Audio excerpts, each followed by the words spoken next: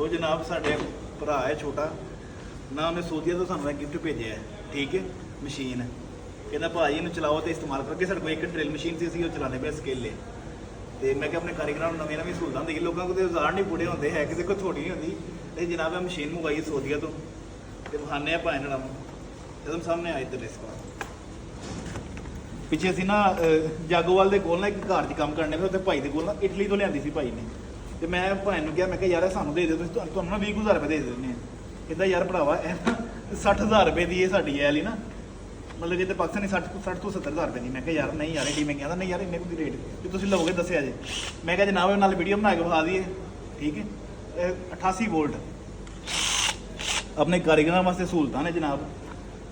60 तो 70,000 रुपये की एक दी कीमत है इस ड्रिल मशीन की ठीक है ली साहब लोगों को एडी वड्डी मशीन आई जाती 3,000 की मैं चलाने वास्ते ना कारीगर वास्ते साढ़े बच्चे काम करते हैं वो जनाब ठीक है तुम सारे इस्तेमाल करनी है डब्बा चुको अंदर रखो पैक करो इख्तियार के नाल जरा ठीक है जी भाई लव यू सारे दोस्तों।